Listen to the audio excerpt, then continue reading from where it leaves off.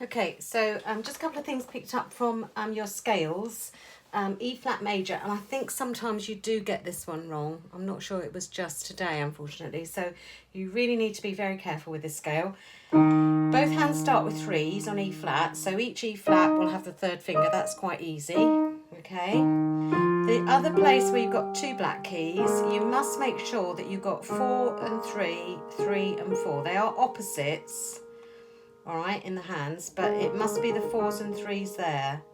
Okay, you were tending to put a 3 in the left hand and then the 4 on the D, which of course still works out, but it's not really the best choice of fingering. So try and stick to a pattern where you've got the 4 on the black key and the thumb should be on the D, because then the thumb comes on every white key after a black key. So you always turn the thumb after each of the black key groups, whichever black keys you're using, and that is the same for lots of other scales as well. So that's why this sort of consistent fingering is important. So E flat major, you start with 3s, then make sure you've got 4s and 3s on those two black keys, and so on all the way up to the top.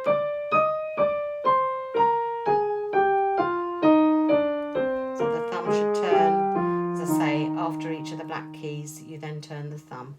And then the B flat major arpeggio, you really ought to know this by now. The left hand fingering is completely different, all right? It's 3, 2, 1, okay? Whereas the right hand is 2, 1, 2, 4. So, okay, so they are completely different. When they fit together, apart from the first note, which you have 3 and 2, I would suggest. Don't start with 4, it's a bit unnecessary. 2 will be fine for the right hand. Then the next B flat, you should again have opposites, 3s against 4s, and again at the top one, 3 against 4, 3 against 4, oops, sorry, and then just end on the 2 in the right hand is sufficient.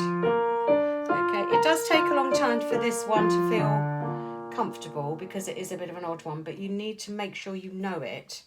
The other one you slipped in was F sharp minor in the left hand.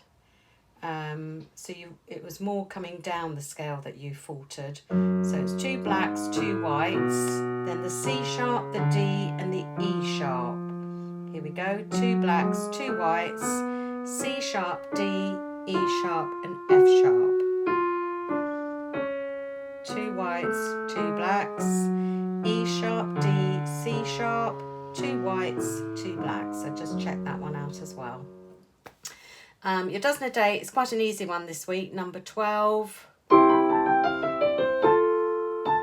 But I expect you really, doing grade 4 now, that you can play these semiquaver passages up to the speed that they should be. That wasn't wrong. Then both in the bass, G, repeating that going up the scale, the keyboard,